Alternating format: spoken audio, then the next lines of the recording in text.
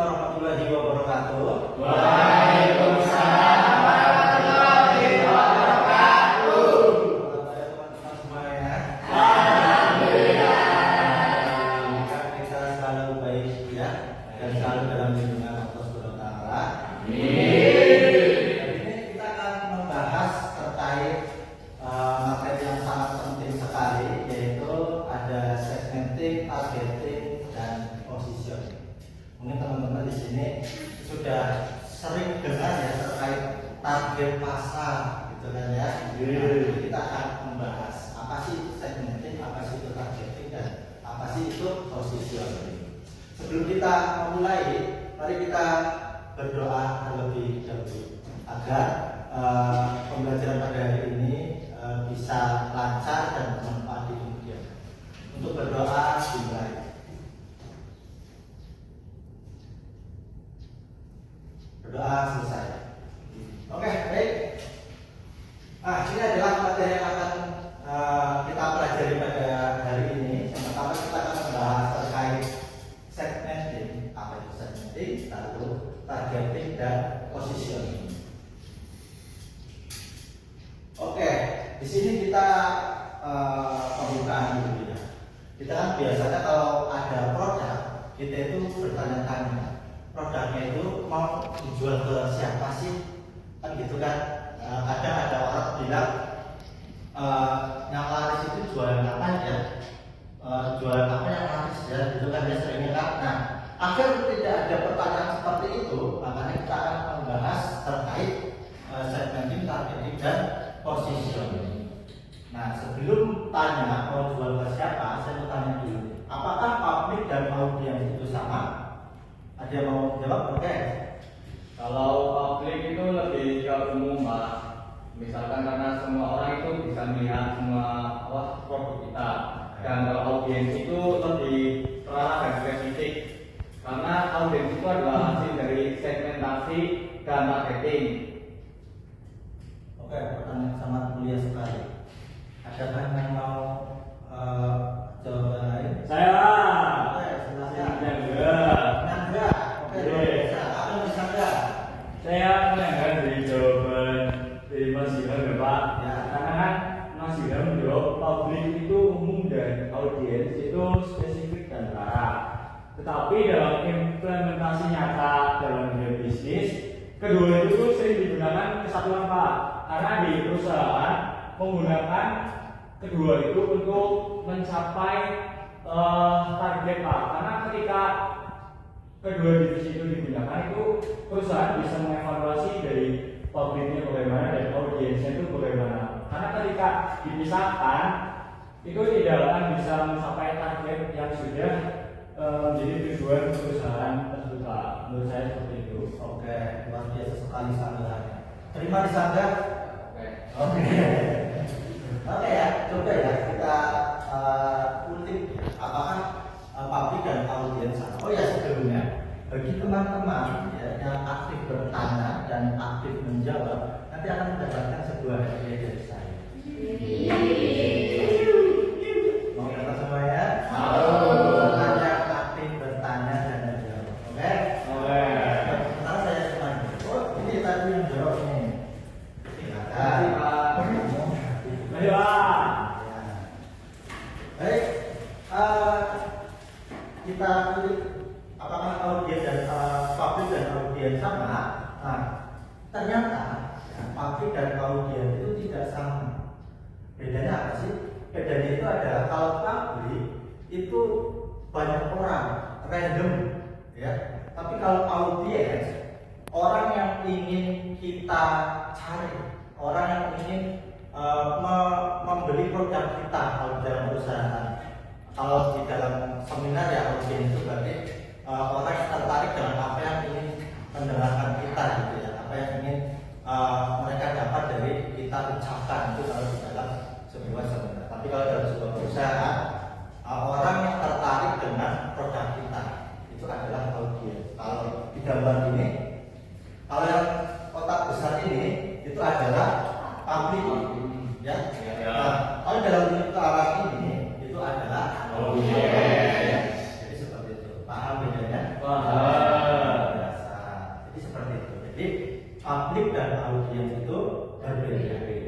Paham? Kalau paham, saya lanjut ke slide berikutnya. Baik, kita masuk ke segmen pasar. Segmen pasar itu adalah proses mengidentifikasi segmen spesifik dari konsumen potensial yang memiliki karakteristik yang sama sehingga diasumsikan akan memberikan respon yang sama terhadap strategi bauran pemasaran. Jadi intinya segmentasi itu seperti ini, saya gambarkan saja.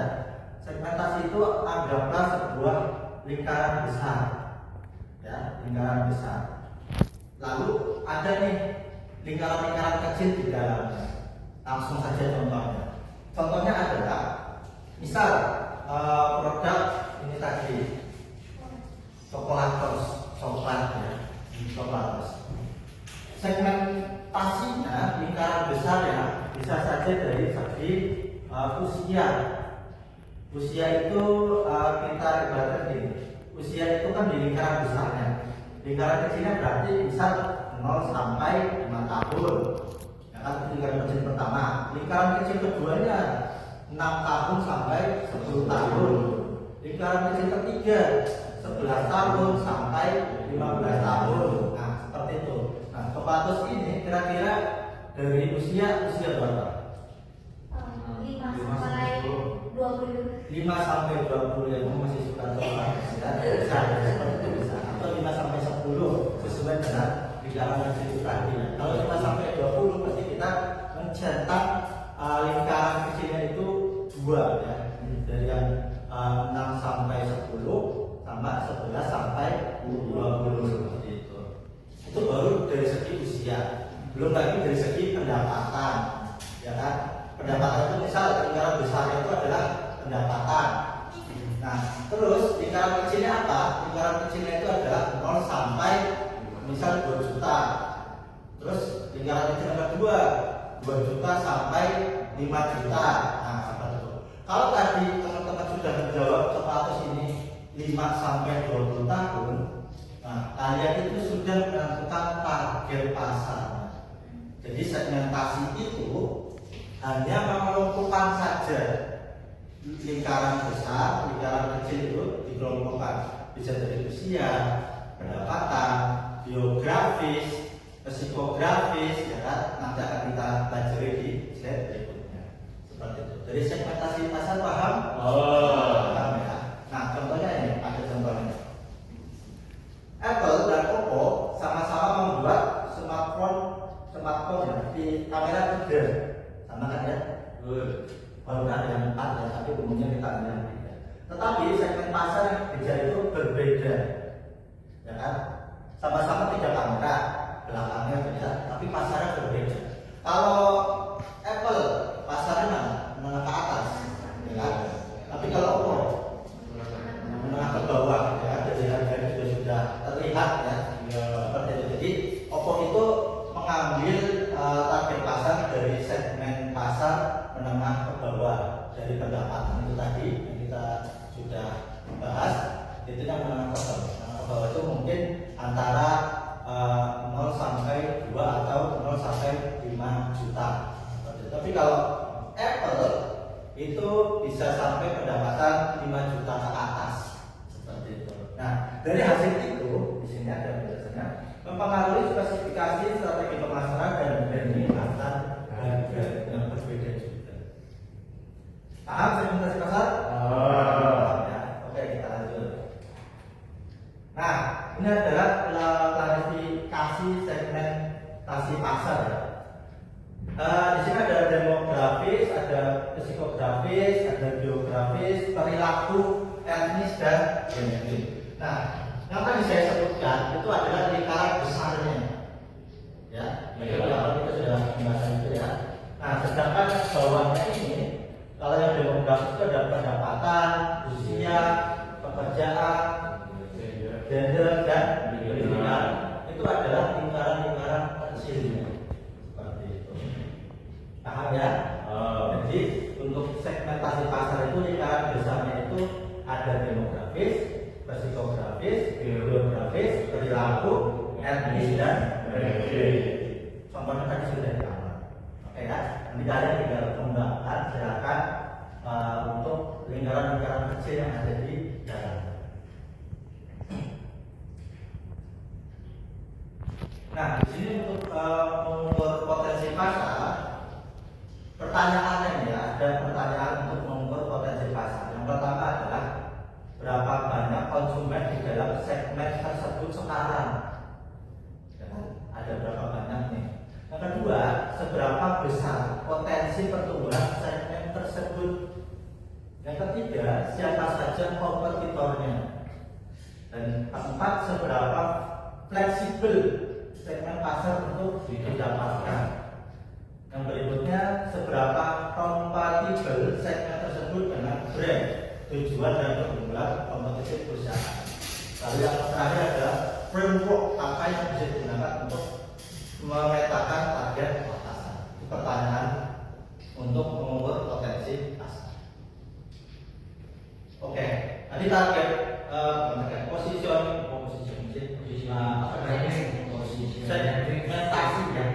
segmentasi sudah paham? Ya. Oke, kita lanjut yang kedua, yaitu targeting. Targeting itu apa? Targeting itu adalah mengevaluasi daya tarik masing-masing segmen menggunakan variabel-variabel yang bisa mengkuantifikasi kemungkinan permintaan dari setiap segmen atau memilih satu atau lebih segmen. Memilih ya, tadi segmen itu kan mengelompokkan.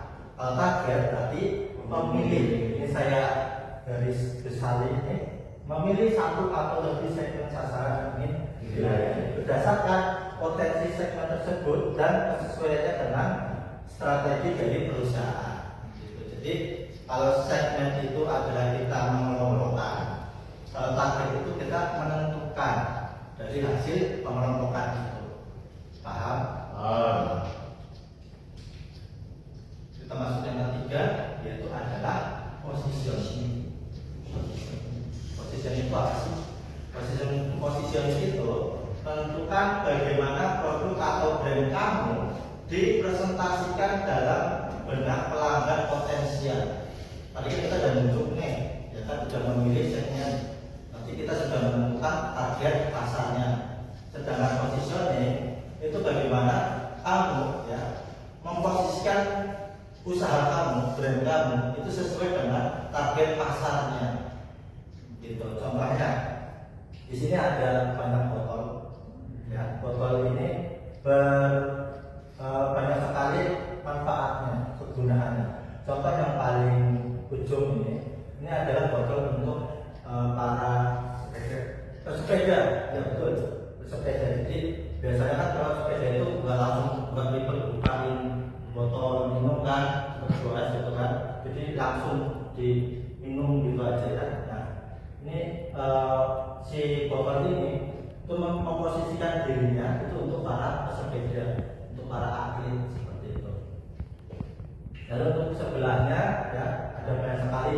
Kalau untuk air minum, contohnya itu adalah ada lagi yang memposisikannya untuk keluarga. Contohnya adalah botolannya gelasan, ya. Gelas itu kan biasanya untuk menerima tamu, ya, biar nggak ribet nuang-nuangin air, ya kan, jadi ceret, rebus air itu nggak usah. Jadi ada air minum gelasan. Dan air minum gelasan itu sekarang dibagi lagi. Ada yang gelas pada umumnya, ada yang setengahnya, ya kan. Pada umumnya ternyata masih banyak yang mereka minum tapi tidak habis. Nah makanya si perusahaan itu mengeluarkan produk lain yaitu setengah dari gelas tersebut. Gitu. Biasanya dalam acara-acara yang pertemuannya itu singkat, contohnya adalah kematian, ya kan? Kalian ketika sering datang kematian kan ya, nah itu kan pasti tuan rumah itu masih minum teman-teman ya. Nggak cuma minum, makan roti ya. Nah, minum itu kan biasanya nggak pakai gelasan besar loh, nggak pakai gelas utuh, tapi kecil ya. Nah, kenapa masih kecil? Karena kalian itu singkat, datang itu singkat, ya kan? Jadi itulah target pasar mereka. Gitu. Jadi kalian itu harus memposisikan diri kalian itu di sesuai dengan target asalnya. Contoh lain adalah ketika handphone itu tadi di awal ya, handphone kan ada iPhone itu memposisikan dirinya itu adalah brand yang eksklusif, brand yang bisa dikatakan mewah ya, kalau di Indonesia. Sedangkan Oppo itu brand untuk kalangan menengah ke bawah seperti itu. Jadi si iPhone itu bisa dikatakan ketika menjual produknya itu tidak sembarangan kontrak itu ada, ya kan? Kalau di Indonesia yang resmi itu ada iBox, terus ada lagi, ada yang tahu? Diginet. Oke, itu juga. Tapi kan tidak semua kontrak itu ada iPhone. Ada. Sedangkan di Oppo setiap kontrak pasti ada Oppo-nya. Nah, itu kadang-kadang iPhone di Indonesia itu adalah barang yang eksklusif, mewah, jarang ada di konter-konter pada umumnya. Seperti itu. Pahamnya di sini ya? Paham. Oke, karena sudah paham, saya mau kasih sebuah pertanyaan nih kepada teman-teman semuanya. Pertanyaannya adalah, apakah STP ini, segmenting, targeting, dan positioning, selalu sesuai dengan tujuan perusahaan? Yang menjawab? Ya, Pak. Oke, silakan. Menurut saya STP ini akan selalu sesuai dengan tujuan perusahaan, karena ketika perusahaan akan memulai usahanya, tentu saja sudah menentukan segmenting, targeting, dan positioningnya. Jadi segmenting melakukan proses menurut spesifikasinya, kemudian targeting untuk menentukan sasaran yang potensial untuk produk perusahaannya, juga positioning sendiri yang tadi menempatkan citra atau keunggulan dari perusahaan itu kepada benak konsumen. Jadi menurut saya STP ini akan selalu sesuai dengan tujuan perusahaan, Pak. Sesuai ya. Oke, ada jawaban lagi? Oke.